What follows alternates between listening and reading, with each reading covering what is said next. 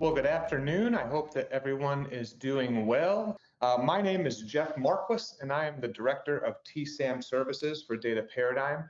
And on this webinar as well is Eduardo Rodriguez, who is the Director of TSAMM Relations. And so we are going to be walking you through this Angel Tree module. You'll want to familiarize yourself with the GoToWebinar interface because there's a few sections that you'll want to refer to. The first of which is the chat section. In the chat, Eduardo is going to be giving a few helpful links specifically to our the support email, as well as some additional videos through the TSAMM YouTube channel for you to go back and review certain specific access. That's actually where this webinar will be posted.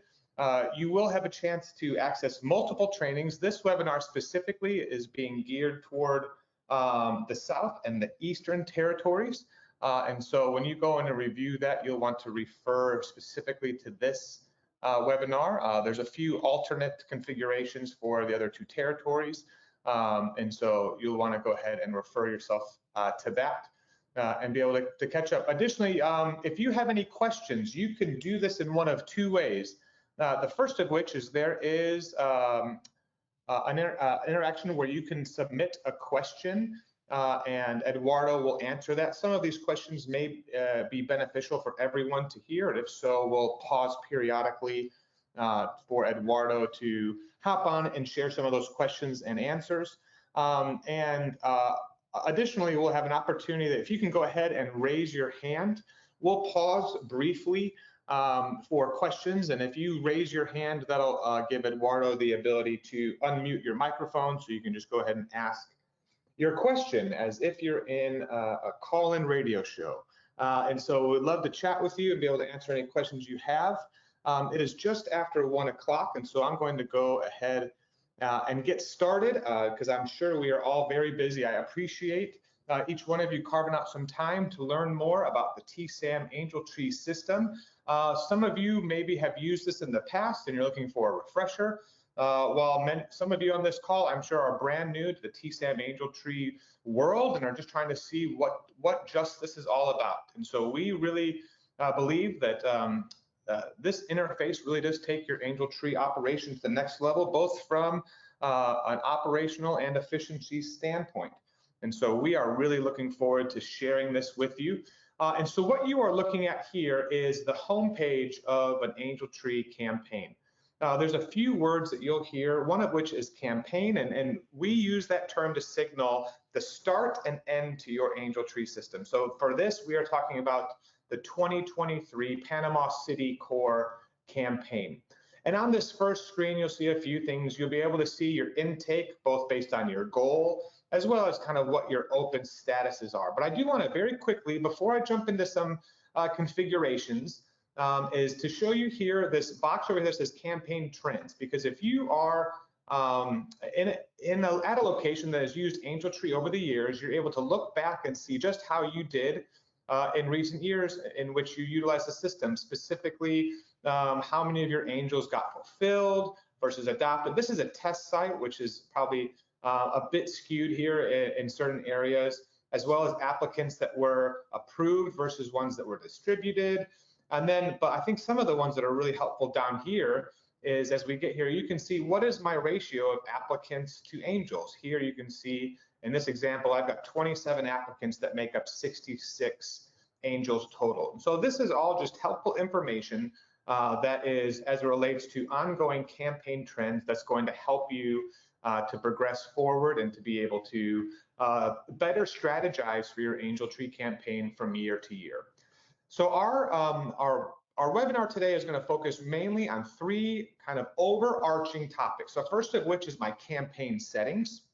The next of which is going to be the application process, because if you've used Angel Tree in the past, we've changed and altered a few things that I think is going to, that we believe is going to really improve your experience and efficiency this year. And then lastly, we're going to walk through what it means to process an angel from start to finish. So the first thing I'm going to do is we're going to jump into the campaign settings. Now, in order to have the campaign set, in order to have access to this campaign, you have to have the top level permission, and we'll get to that just shortly hereafter. But at this point, you're going to have a series of tabs that what I would suggest is that you would start at the far left and just work your way across all sections. It's within this area that you would be able, I can edit it here, I can come back after the fact, where you can allow applicants with no angels. Maybe you're going to use your Angel Tree campaign to do only food boxes at a period of time at which you don't want the system to restrict an applicant with no angels. You can go ahead and click yes. And same thing with senior angels. If you do a senior program for individuals to register, you can set age limitations both on your angel age, your angel template. If you utilize an Angel Tree tag from your trade department, so you'll be able to go ahead and test that. There's a couple versions here. One thing I do want to share with you is that if you have a need for a custom angel tag, so for instance here, there's a sample here from Baltimore. They needed something specific because they had a sponsor for their Angel Tree, so they need to make sure they get logos on there. So if you have the need for a custom angel tag, that is an optional add-on feature that we're happy to do to handle for you. You'll just reach out to TSAMM support at dataparadigm.com to be able to seek out a quote and an understanding of what it takes to create a custom angel tag. Lastly here, you're going to see the options here to include whether or not you want angels' first names, or this is new for this year, and I'm going to walk us through this process. We have now added for the 2023 season the ability to handle Adopt a Family. Now, in case you are unfamiliar with Adopt a Family, and I realize not every location handles that type of program, but this is where in special circumstances, you want to not only provide gifts for your eligible angels, which in this case would be 13 before Christmas of this year, but you want to expand that out to be able to adopt the family as a whole, meaning that you want to be able to buy gifts for mom and dad and maybe uncles or aunts that live with you, or as well as older children in the house. As it currently sits within this campaign settings, no child over the age of 13 would be eligible to receive gifts. And maybe you have certain circumstances that your caseworkers have identified. You can mark them as Adopt a Family, but in order to do so, you're going to make sure that that has to be toggled on, yes. And as we work our way through, I'm going to glance over some of these and spend a little bit more time on others. Don't forget, if you have questions, go ahead and type them into the question box on your GoToWebinar interface to be able to answer that. When you configure your sites, a site is any physical location in which you'll conduct an Angel Tree activity. And that is largely an intake, adoption, drop-off, or distribution. You will want to include these as broad as you can, because one of the options that we'll cover a little bit later, especially for those of you who are new, is the ability to have a public-facing Angel Tree website as well as a public-facing Angel Tree adoption page.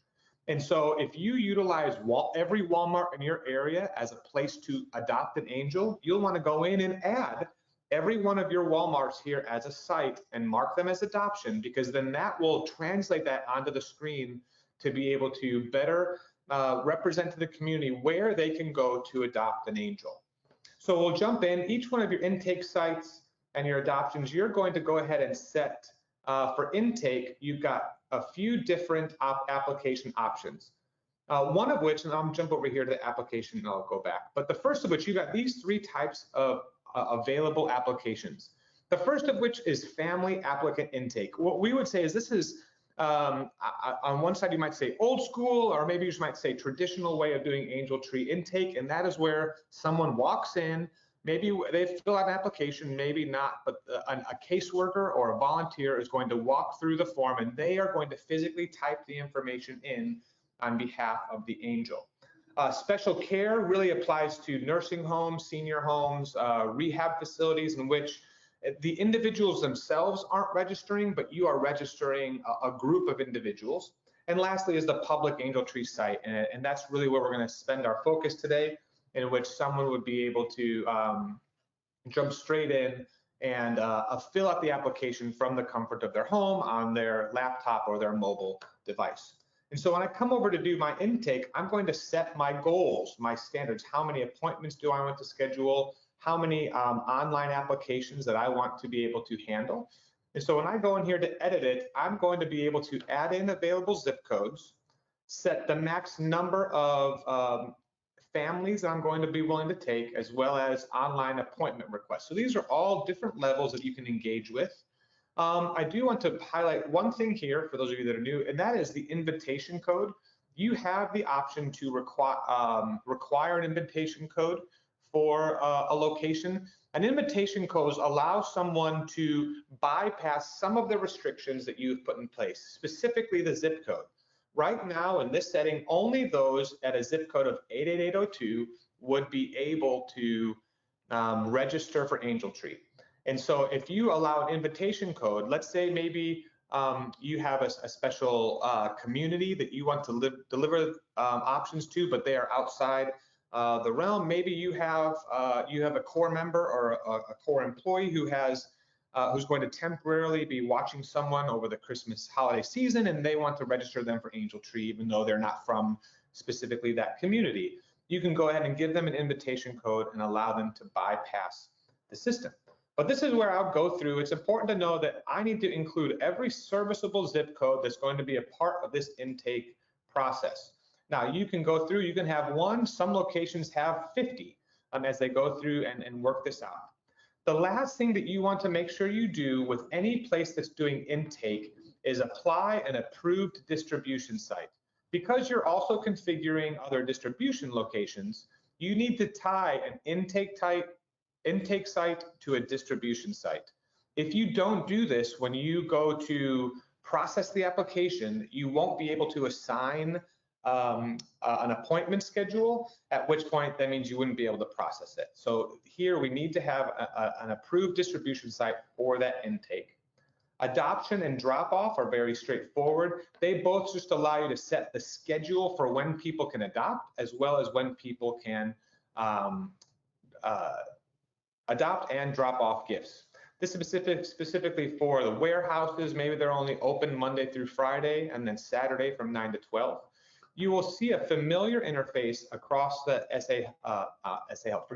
the Angel Tree platform of this schedule, in which you would set your schedule of when you want to open. Let's say this drop-off site is going to be open from November 1st through December 1st, at which point it's going to be open, and it's going to be open on Monday from 9 to 12 and from 1 to 4. And then I can just work my way through each option here, and it's going to be coming through all the way option. And I work my way through during my weekly schedule, and this sets the weekly schedule of this location. And so this is how you would set that location, and that's going to become familiar as you set up your distribution sites as well as others. Your distribution here has a few other elements that we want to make sure you're aware of, because at this point you'll notice on the screen that you are going to be applying a distribution code and a family code number digit. Now, you cannot share a distribution code or across multiple distribution sites. So if I had another location, I could not call it distribution code CW. I would have to choose something differently. Additionally, I have to put my family code, special care code that I want to be able to go through. And so I go through and I would set that action. Now, when I go to configure a distribution site, when I go to configure distribution site, I can go through, and when I open it up, it's going to bring me into this additional information. Now, when you set up your family codes that you utilize, there is going to be a tendency that we see across the board in which you say, we are accepting 1,000 families, and so I'm going to put in 1,000 family codes. But what that does is that doesn't give you any buffer. That doesn't give you any buffer for if you need to expand more or less. One of the most frequent requests that we get from a support standpoint is for people to increase the number of codes that they have been given.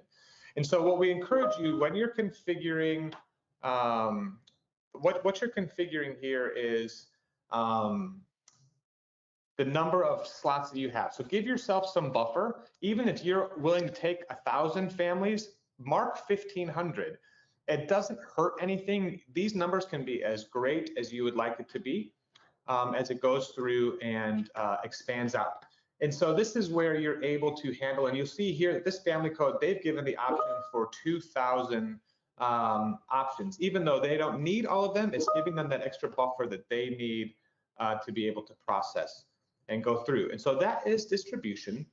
There's not been any questions coming in so far yet, so don't forget to go ahead and put any questions in if you have any, but we'll go ahead and just keep moving forward in the event maybe I'm just doing a really good job of explaining. The next section we have here is the application, and so here you're going to configure your application in terms of what questions are going to be asked and what questions are going to be required. Each field here is going to be asked versus required, and you're going to work your way through and select that based on your settings. You will notice that a few components are hard-coded to say these can be one of two reasons, one of which it's because the database needs this information, so you don't have the option to not include the last name of an applicant, or your territory has said that regardless of what is available, everyone in my territory is going to ask data point X, Y, or Z. And so here you'll work your way through for applicants. Next, you'll give yourself options for household members who are not qualified angels. Because an applicant varies depending on location in terms of eligibility, we use this term of not qualified angels or non-angels. Because some locations will take angels all the way up to the age of 18, some will be as low as 12 or 13. And so here what it does is it gives you the ability to answer the questions and provide what needs to be gathered as it relates to this data point. Next, I'll keep walking through. The next is a budget worksheet. Now, you may or may not have budgetary restrictions for your operation. If you don't have any, just leave it unchecked like this, at which point it will bypass. If you do want to configure budgetary restrictions, you'll click Asked and proceed forward. The next option is your angel information. These are components that, again, are hard-coded as every other database is set up. But one thing we want to point out here is you do have two options when it comes to needs, wishes, as well, and favorites, as well as custom lists. You may want to give your applicant complete freedom when it comes to selecting a need or a gift. If so, you're going to click this initial need. However, if you are in a setting in which you want to limit the options that they have to choose, you're going to use this custom list. And you can utilize this modal here to go ahead and populate the list as you determine it, right? So this, you get to both name the field, custom angel need list, as well as what is the value? What are you asking? Clothing, school supplies, bedding, and your minimum age and max age. This is where you can get pretty granular as you go through and say, I want these options available for every kid 7 and under, and these options available for everyone 8 to 12. And you would go through that, and you would do that for each one of your sections, for your custom lists on need, wish, favorites, as well as any custom lists you need here given your special circumstances. That is your application as you go through. Next here we have documents. This is a free-form field in which you can choose what information is required. This is open, in which I can just click this green arrow here to open up this option. And now I'm going to choose which ones I want to add, or so I can click here and I'll type in, for instance, if you want to type in and you want to require a lease agreement because you want to ensure that they are from your community, I'll click Save. And then I'll go ahead and say, well, that lease agreement is going to be required for the applicant, or it's going to be required for each one of these components. And so this is where you're able to go through and say, what information do I need to be able to configure this person through? Next is we have seasonal programs. Seasonal programs are elements of your Angel Tree campaign that wouldn't fall into the category of simply giving a gift. So you might say food box, maybe you have a special program, a special Santa dinner or breakfast. You have the ability to go through and add seasonal programs that then become available for you to add at the applicant detail screen. And I'll show you that here in just a minute, and I'll be able to add that in the same way I would add a document. I can simply click to add a new program, name it as I see fit, and it becomes available. Then you also set, of these options here, which intake sites do I want that to be tied to? And so do I want it to be tied to all three? Do I want it to be tied, maybe my No Christmas Left Behind program is something that's unique to a certain community, a certain aspect of my command, and it's only going to be available to this intake site. This gives you the ability to add seasonal programs. One more question before I stop and answer, see if there's any questions, is our online interface. One thing that is great about Angel Tree, the TSAMM's Angel Tree, is that it allows you to create a public-facing Angel Tree website that requires no additional work on your behalf.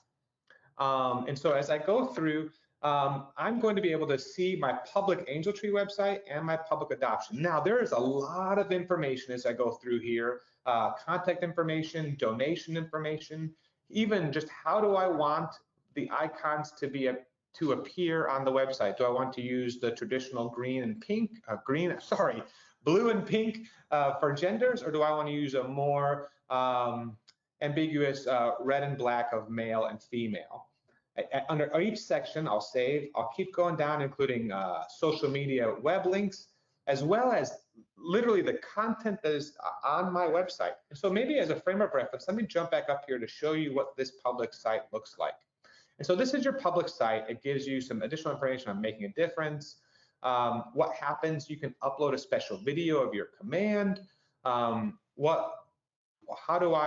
Some additional information, some rotating pictures. How does Angel Tree work in my community?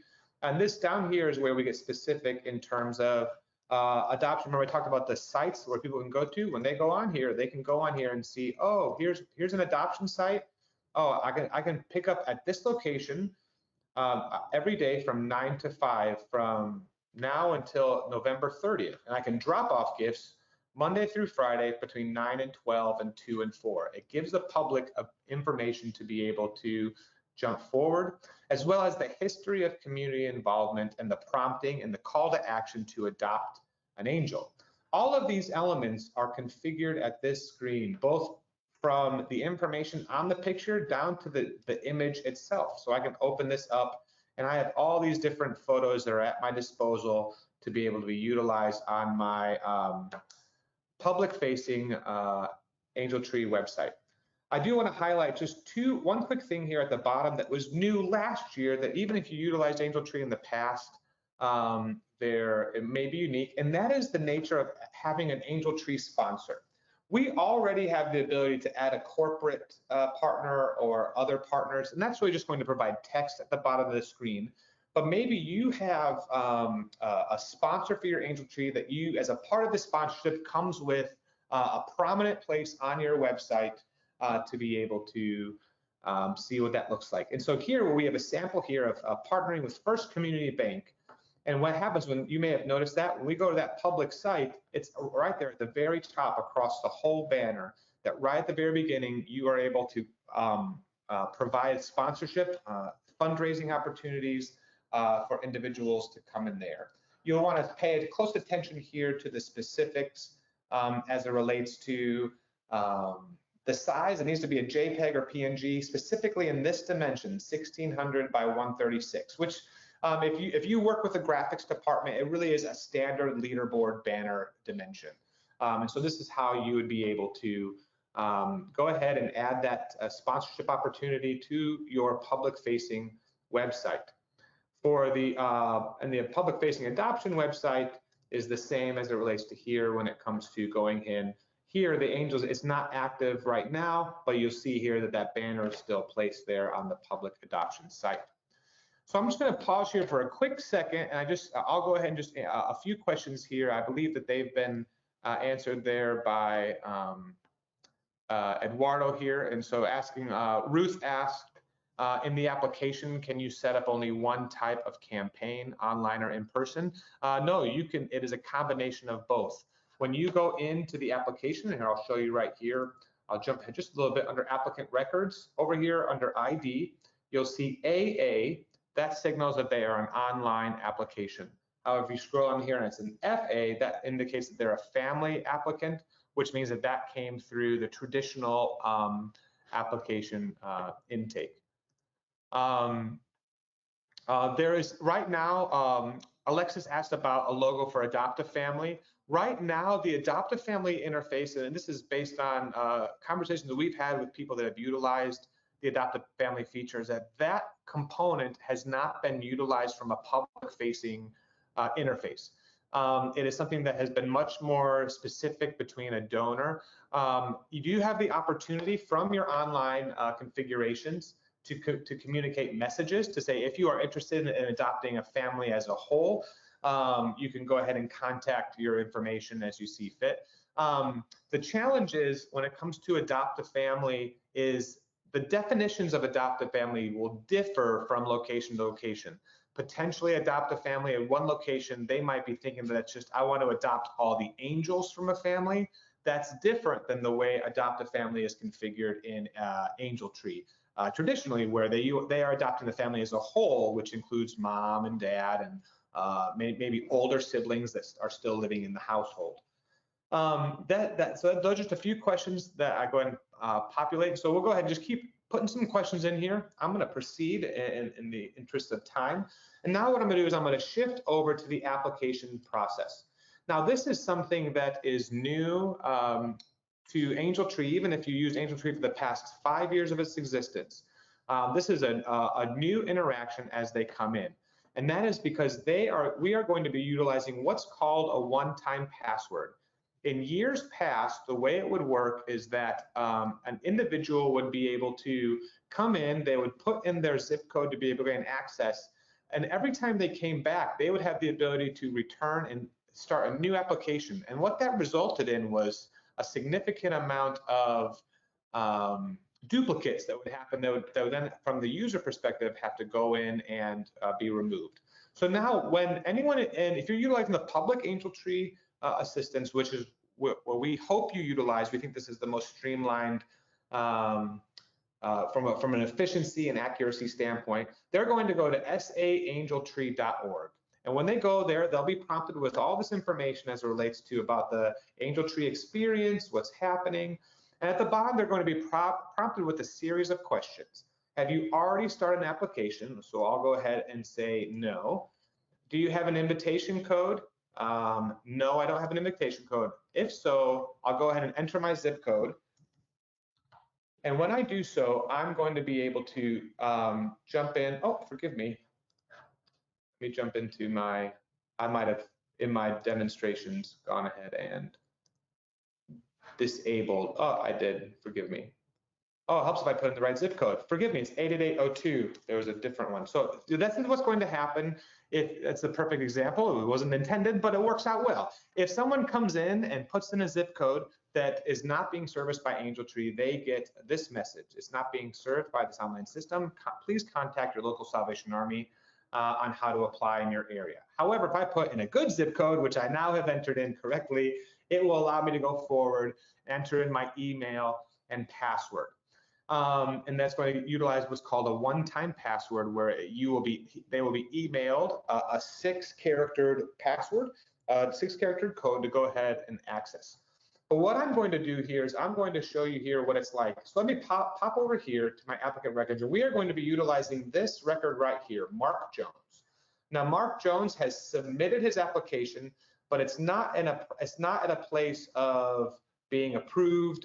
It's not in a place of being processed. So if Mark comes back, he's going to say, have you already submitted an application? Yes.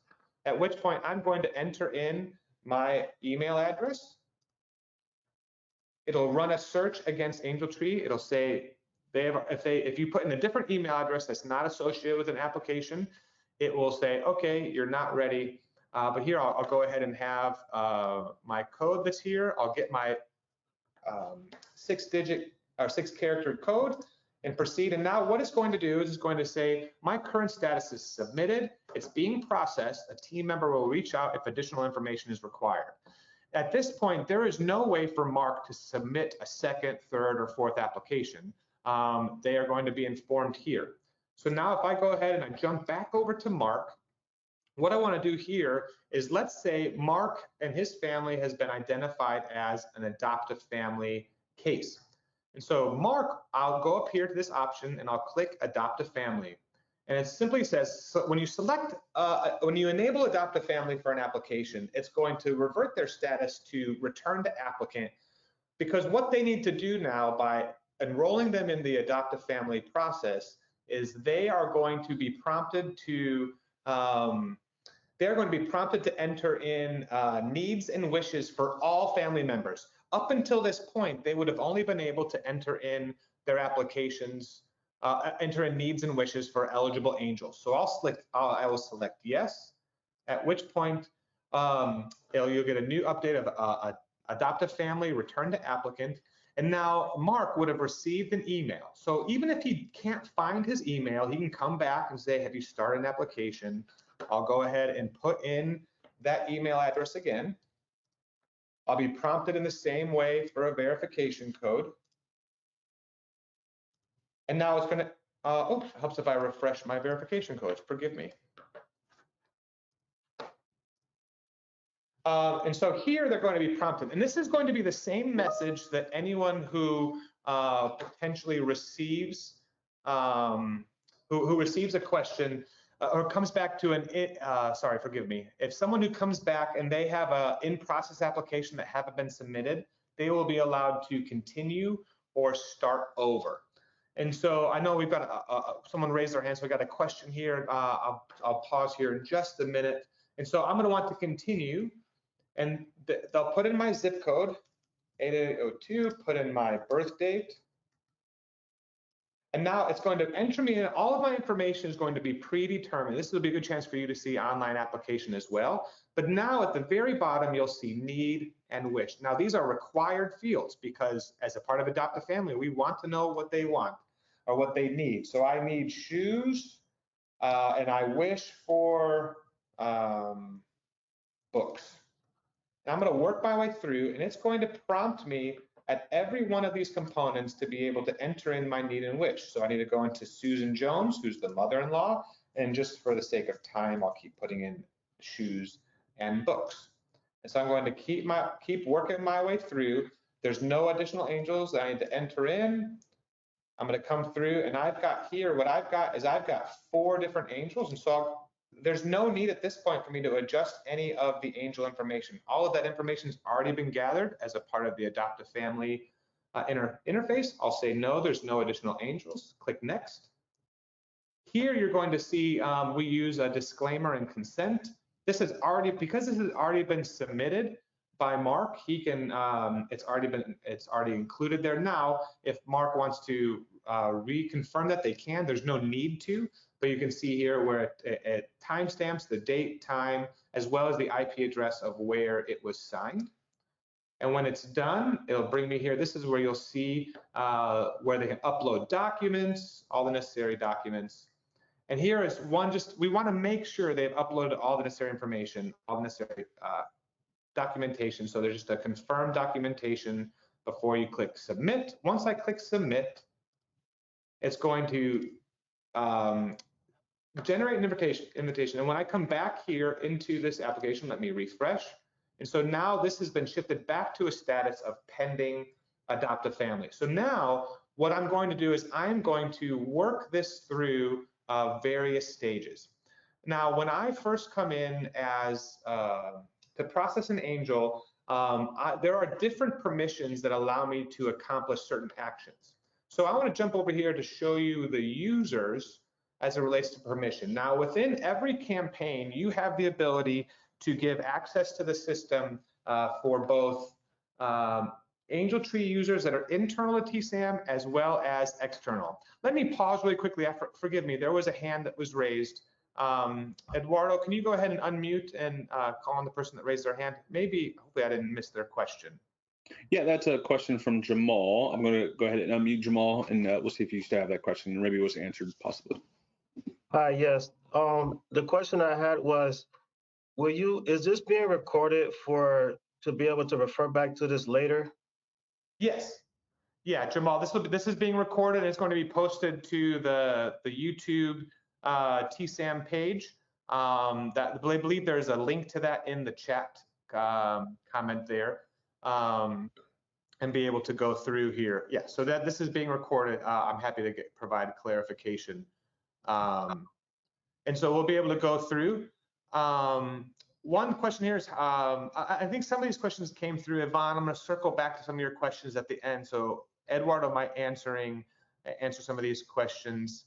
They would be. They'll be able to come back and answer those questions. So I'm going to jump back into this user section here, just because this is another question that comes up periodically over the course of the year. There are two types of users. One that is on the TSAMM platform. This is for someone who uses TSAMM for something other than Angel Tree, or there are external users. And so what I have here is, if I have an Angel Tree user, they are going to access it through tsamm.org. You'll come in and create their permissions. I'll come in here. At the very bottom, you can see all the things that they are allowed to do: adopt, allocate, set appointments, distribution, as well as this can manage Angel Tree. That's your top level permission. That's your very top level that's able to handle all of your configurations from campaign settings. In the same way, you can do that with external individuals, in which you can set the permissions to be able to give them access to the system. Now, the one thing you want to remember, and any of these local users will get an email to be able to process this, but they do not want to go to tsamm.org to log in. They will go to this URL here, tsamm.org/login local. This gives them direct access here into the Angel Tree. Now, if you have an individual that only needs temporary access to the system, maybe it's just a one-off volunteer who's only going to be there for an hour for the sake of assigning distribution appointments. You can go under admin. You can log in using your TSAMM access and go down to what's called a temporary session. This is a temporary session that will prompt you to set standards, and then will log you out and allow them to continue work in the system until either they log out or if they become idle for 20 minutes. And so this is an easy way, because you might have the one-off volunteer. You don't want to go through the struggles of giving them a login just for the sake of 1 hour. You can do this through a temporary session. Anyone with TSAMM access can go ahead and launch that temporary session. So let me jump back here to the individual that we've been working through. Give me 2 quick seconds.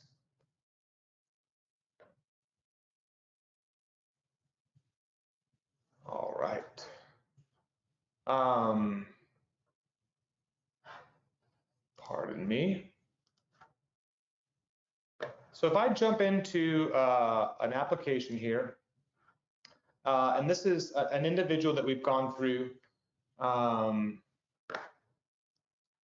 Give me 2 quick seconds.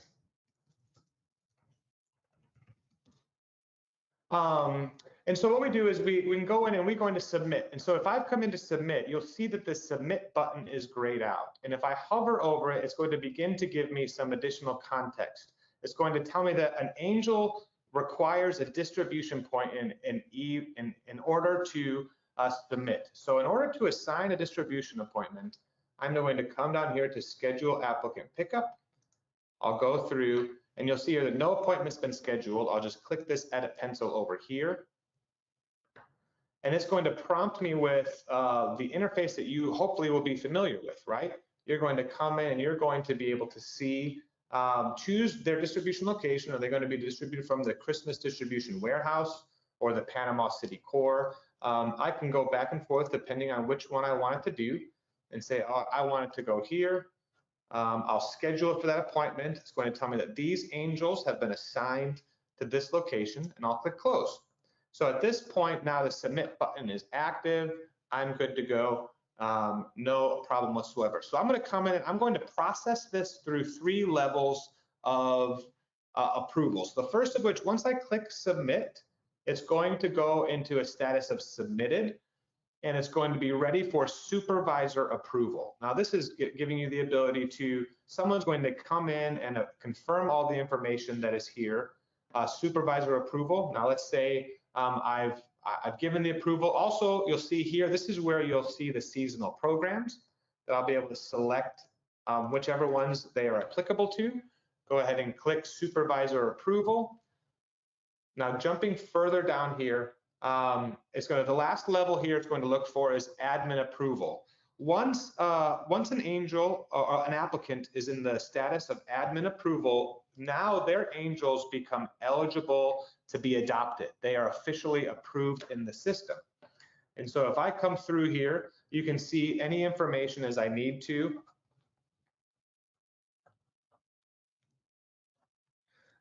Any additional qualified angels that are there, as well as the angel information that is down here as well. All of them are admin approved. When I'm ready to begin to provide some angel allocations, I'm going to come over here to my angel records. Let's say I need to print my angels. I can come over here and you'll see that some boxes are disabled and some are enabled. When I click a box to be enabled, it's going to give me the prompt. I can print angel tags. Now, printing angel tags is going to print based on the configurations in your campaign settings. And this is where it'll print on the configuration you gave, as well as any additional information, whether or not you chose to include the first name or not. This setting, so it's shown here. You'll see that rather than saying the name per our settings, I think I remember we're still in the Baltimore settings. You'll see here it just says male and female with the necessary gifts and wishes that they want. I can print it and go back, and it will begin to log when that takes place. As I come through and I process through, this is when I want to take a quick chance to share something that was new to the 2022 season, and that is the distribution management toolkit. One of the biggest challenges that Angel Trees face each year is understanding where their bags are, right? We know where the angels got placed, you know, which location have been assigned to them, but we don't know the status of that angel. Often, many of us spend hours and hours walking through the warehouse simply checking off a piece of paper to be able to say, okay, this bag is here, okay, this family is here, this location is ready. And so what distribution management allows you to do is to be able to track that through the form of a barcode. When you print an angel and when you print a warehouse label, they are going to be barcodes associated with each family as well as each applicant. As I come through, this is when I'm going to be able to process through. And this can be, what I would say is this can be as detailed or as basic as you want. We actually have a whole hour-plus training on our YouTube that's going to go deeper into distribution management. So I'm not going to go too deep right now, other than to say this is where I can simply say I'm going to mark a gift as being returned. I can set certain quality controls. I can mark it that it needs additional gifts. That way, when I do these things, someone can come in on a Saturday and say, all I'm going to do is address the bags that need attention, or I'm only going to address the bags that need additional gifts.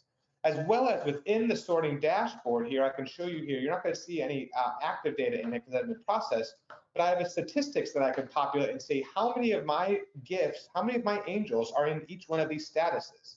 Now, you may not utilize all of them, but you might come in and be able to say, well, I've got 10 gifts that need, I have 10 angels that need additional gifts.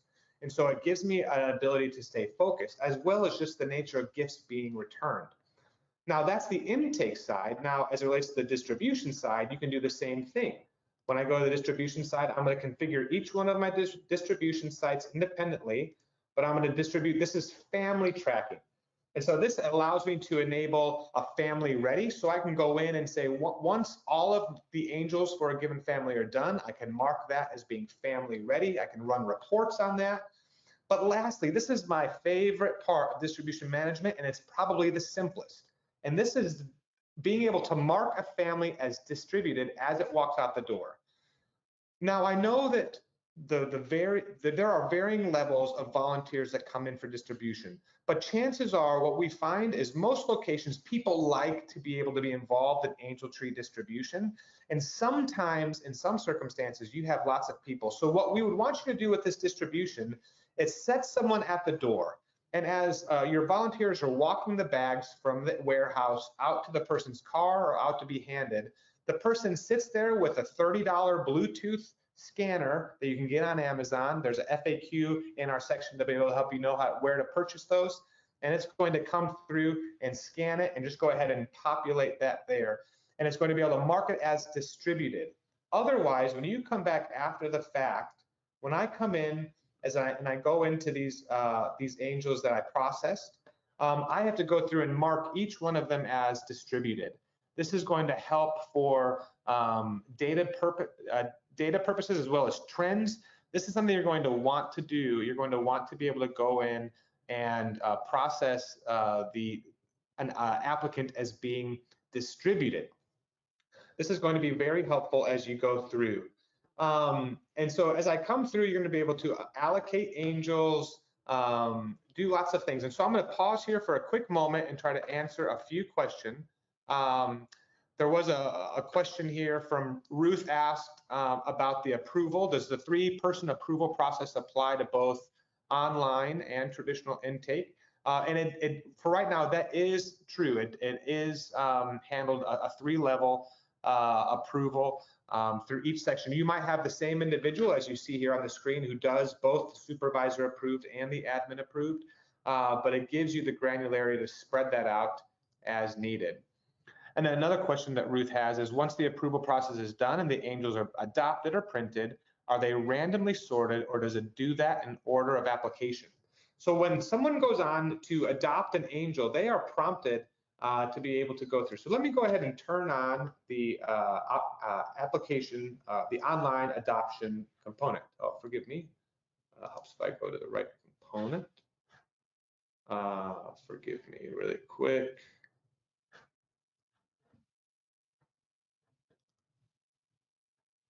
Do I want to go through? Eduardo, can you hop on and are there any questions? Are there any hands that are raised while I'm getting this ready? I don't want to waste any time for anybody.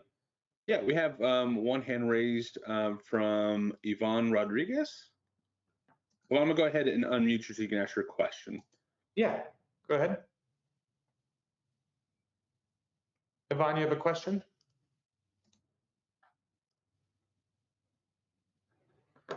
Okay, she did also ask a question in the, she submitted a question as well, and I answered that. So maybe that was taken care of.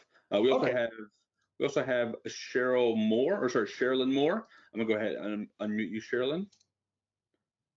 Yes. My question is, if someone is putting their information in on the computer, are we able to log in at the same time? If they have any questions and we can clarify what they need to be doing? Not at the exact same time. Sorry, go ahead, Jeff. Sorry, let me clarify. So when you go in, you have the status of draft. So you can see the information that they have input, and you're able to go in. So it's in a status of draft. So you can't go into the interface alongside them, but you can see the data that they have input. Does that answer your question? Yes, it does. Additional color around that as well. Thank you. You're welcome. And I think for Jeff, for Ruth's question, angels are sorted as they're being processed. They're assigned family codes, and then those family codes translate into angel codes. So as families are processed in the system, they're applied those family codes and angel codes, and then those can be added to like different allocations, different adoption sites. So it really depends on how you set it up, how you move angels, whether you want to do that later in the season, you move them all at once, and they're added to different sections of the online adoption process. Perfect. And so I just want to go through a couple sections here to give you some helpful tips that we've found for additional the way you can utilize filter settings to be able to understand. So perhaps you utilize, you want to know how many angels specifically are going to be sent out on a distribution. It's easy to be able to find the number of applicants. Maybe it's a bit more challenging to find the number of angels. And so utilizing your applicant record, I can come in here and I'll set my distribution date on the day that I want to have in question. So from December 11th to December 11th, I can go ahead and refresh this component and be able to see here on this angel, there are 3 angels that are being distributed. Obviously, you would have a lot more. What I do want to show you one additional interface as it relates to the public interface. Now I'm just going to grab this email here so I can bring that over. So this individual is in a status of approved, and they say they have gotten an email with their distribution appointment, but let's say they forgot what their distribution appointment is. And so to keep them from having to call back, yes, they will have gotten an email, but maybe they lost it, maybe they don't use it very much. I can come back to this same interface. I can put in my email address. I'm going to be asked to verify my 6-character code. Let me grab that. And so now I'm going to be brought to a standard page. So this is going to give me the information that they would have received in the email. It's going to have their name, their status as being approved, and as well as their appointment. So it's going to give them their appointment date and time, the appointment name, as well as the address, that is at 500 MLK Boulevard, as well as any additional instructions that you put together. When you configure your distribution sites, you have the opportunity to include additional information that is communicated out. And this will be this standard here. So at any point, they can come back and refer to this. And if you utilize the distribution management toolkit and they don't have their barcode, they can pull this up on their phone and you'll be able to scan their barcode as they come in, because perhaps you're utilizing it to say when a family has arrived, and that signals to your warehouse that their gifts are ready to be pulled. They can go ahead and start to bring those forward. There's a few additional components here that I want to share with before we kind of open this up for additional questions. The first of which here is the nature of communicating to your, let me work my way through each one of these tabs. You have an application approval by family. And so this keeps you from having to go through, if you want to be able to approve families in bulk, I can come through here and select the families that I want to update individually here, and then come down to the bottom and mark them as supervisor approved or admin approved. It just is a way that to expedite that process if you need, as well as bulk application update. When you come in here, you have the ability to do a mass submit, a mass delete, decline, or return to applicant. This will be significantly minimized with the change to the one-time password on the Angel Tree side, on the public Angel Tree side, but here you're going to be able to come through here, you can select the applications that you want to perform an action for, and then you're going to go ahead and right now this is giving me the option to delete them because they are in various statuses. And so when I come in here, as I come over to Angels, this is my Angel record. Here, the Angel record is going to give me each Angel independently. Remember, this is where I'm going to be able to print my Angel tags. This is where I'm going to be, I can update my allocation based on what's been available here. I can assign this Angel to the Panama City core for the purposes of being as a distribution location to update and bring that across the board. My appointments, these are any intake requests that we've gotten. Now, we have not utilized that in this campaign settings because we have chosen to only utilize that from the public application interface. Down here, we can work my way through various components. And then as I jump in here, I'm going to work my way through a few more of the admin settings that we have. The first of which is invitation codes. If you remember, this is when you want to generate an invitation code that allows someone to bypass the Angel Tree system. And so you're here to see here, if online applications are enabled, you can generate invitation codes to use when they're applying at this website. So if I'm going to generate new codes, I'm going to say is an individual or a group. If it's set to a group, that means multiple codes for the same group can be under the same name. So I'm going to set it to individual. I'm going to say I want to create 25 invitation codes for the Panama City core. Here, and this is going to be an important clarification, does it enforce zip code restrictions? So remember how we assigned zip codes to a service area. If I click yes, it's not only going to look for the invitation code, but also look to ensure that it overlaps with the zip code ability. If you click no, exactly what it sounds like. It does not enforce the zip code restrictions, at which point I'm going to click generate, and it's going to generate the 25 required codes that I've been utilizing. And so as I come through, as as they get utilized in the system, it will come in and it will update the status to being allocated. It will be used. You would not go in and manually change the status of an invitation code. What you would need to do is you can export this for easy merging from an Excel file if that's easy, or you can just go ahead and copy and give people these invitation codes that allow them to go towards. And you can see which ones are available. Let's say if you come back and someone lost theirs, it's as easy enough to be able to come in here and find one that's not been utilized yet and distribute that. So this is invitation codes. Next, this is a seasonal report for those individuals that have signed up. I do want to take a second here to highlight the report section. So here you've got various reports, but including here at the very bottom is the ability to create a custom report based on applicants, angels, and other household members. When I create a report, it's going to ask me to choose various settings, what my campaign is, my intake location, and my distribution location, and then what information that I want to be able to generate. The use cases for this vary depending on location, but this is going to be able to be beneficial for you to generate needed reports, and then you can save them as a future, as another report. As you see here under future report, there's a predetermined report that's been captured with existing settings already in place.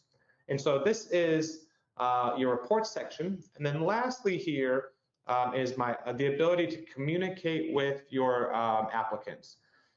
You can send information to applications, information to applicants for varying reasons. So I can set my intake site, distribution site, as well as statuses. Maybe you want to send, they only have 5 days, and you're going to send a quick email to every draft application that says you need to submit your application by this Friday or we cannot process. As I go through, I'll set all my parameters, which I'm going to keep it as intentionally vague at this point. And so I'm going to set my intake site. And now it's going to pull up the available individuals. Now, obviously, your list would be much greater if you have a higher list, but it's going to reference all of the available applicants that I want to go through, as well as any additional email recipients that you want to get this message. I would encourage you that if you ever utilize this mass communication tool, to also copy yourself or someone on your team. Every year we get someone that wants to be able to get a copy of the email that went out to the individuals, and we can pull that for you. That's not a problem. The easiest way here is to simply add your email, add your USE or USS email to the bottom, then you'll get copied on the mass communications. Once I'm ready to go, I'll click next, and then I can send them by email or text message. My email is pretty straightforward. Like, if they're going to reply, do you want them to be able to reply? What's the subject line, and then the body of the email. Now down here, you do have the ability to send text messages for those individuals who are able to receive text messages. Now there's a 160 character count, but I do want to share with you that there is a cost associated with by sending text messages, and that is 1.99 cents per text message, and that's based on the number of attempts. In this one, you'll see we had 3 individuals, but one of them did not have a phone number present, which is why if I send this text message, it's going to generate 2 text messages to go out. And so this is when I would send in the necessary information and be able to go through and dive in.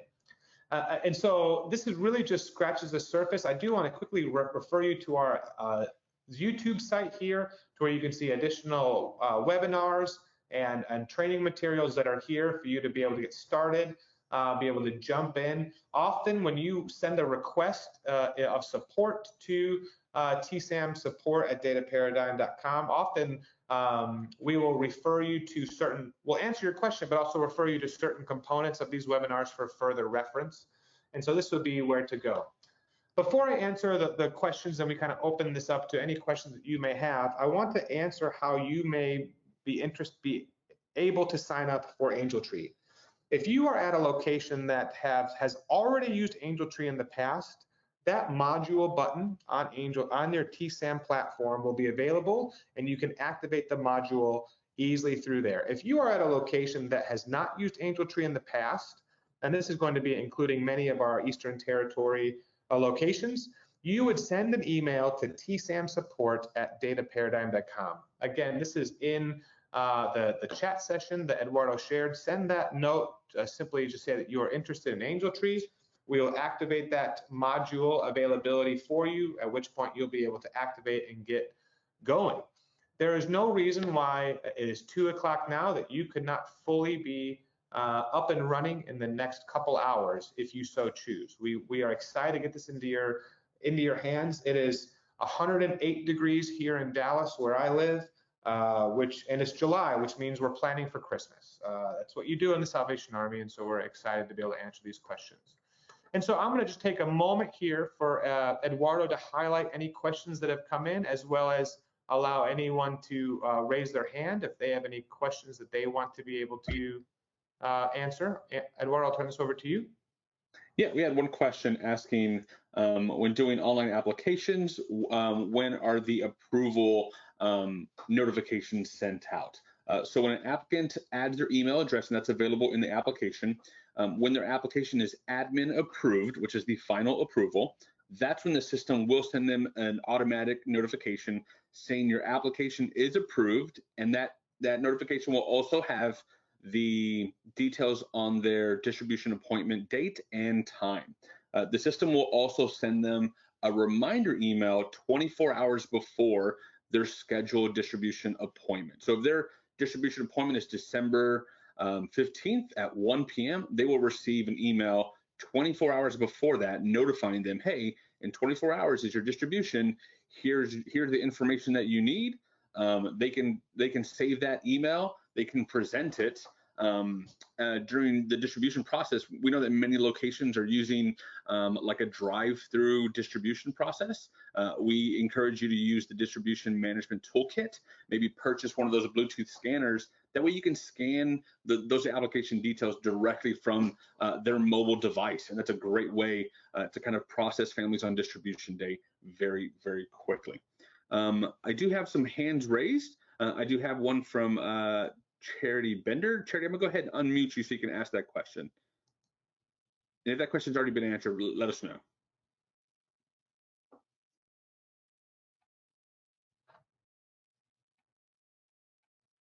Okay, I'm not seeing. Hi. Yes. Nope. Sorry, I'm here. Sorry. Go ahead. Yes, you just answered my question about the email with online applications. Great. Yes. Thank you. Yeah, you're welcome. I see that Sherilyn Moore also has her hand raised. That could be possibly from a question earlier, but I'll go ahead and unmute Sherilyn just in case you might have another question.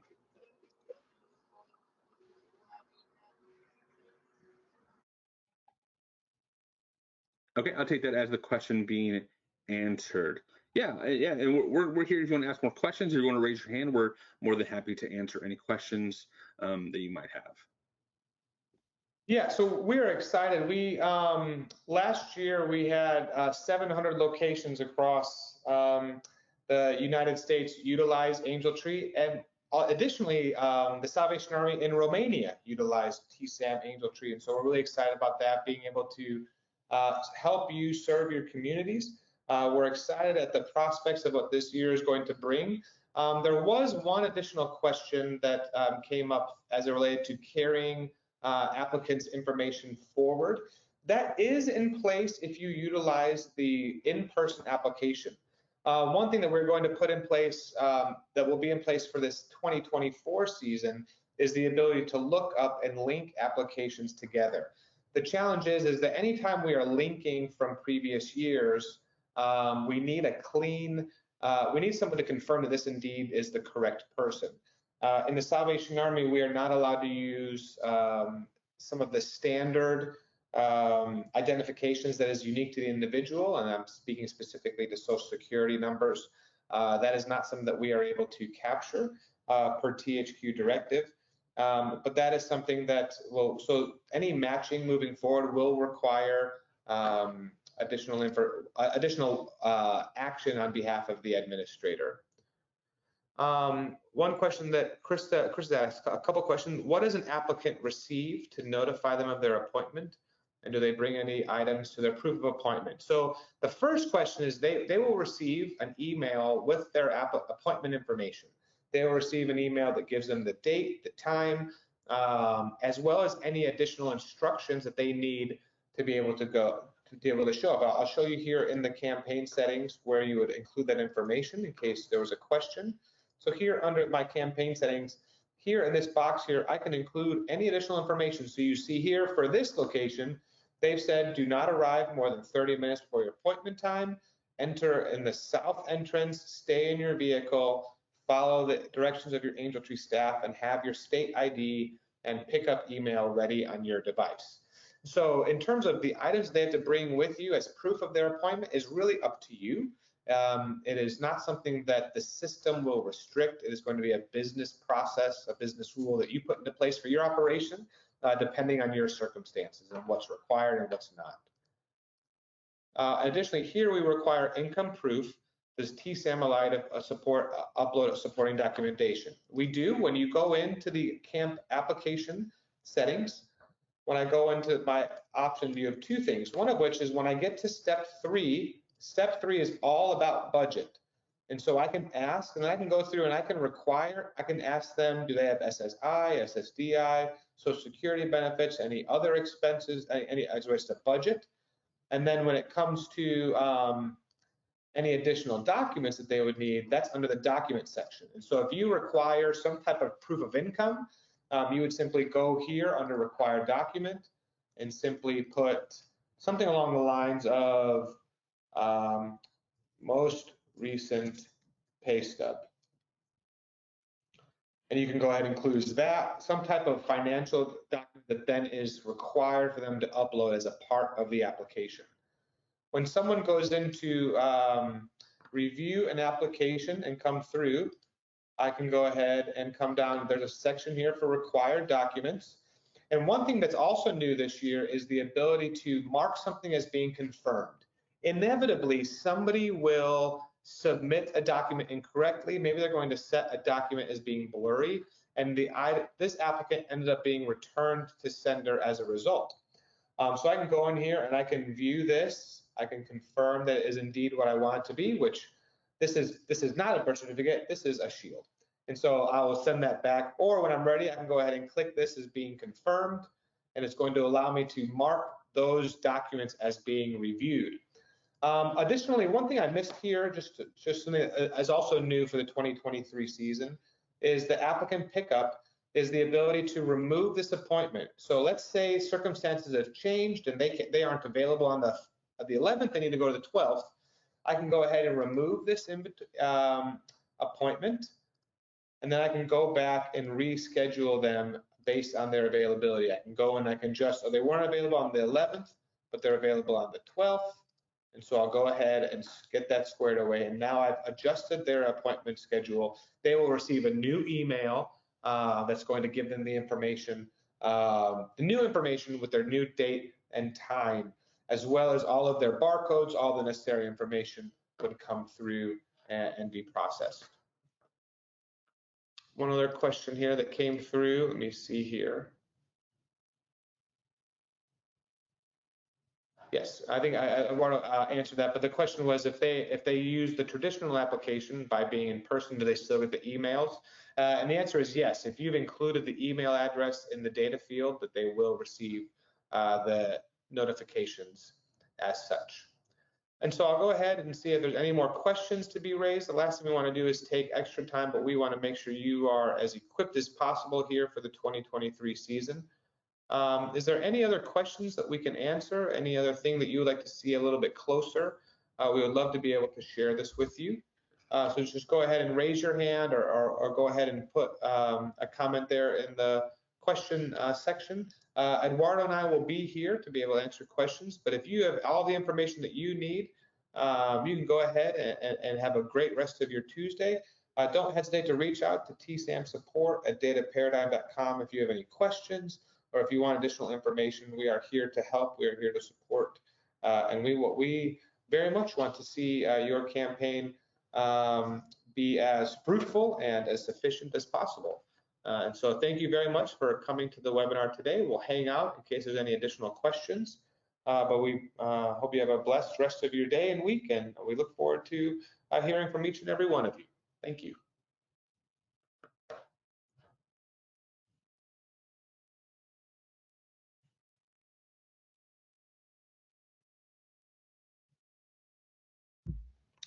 Jeff, I see a hand raised from Carolyn Webb. I'm going to go ahead and unmute you, Carolyn.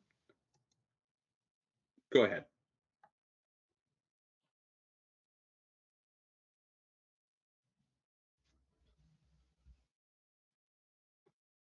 Major Webb, is there a question?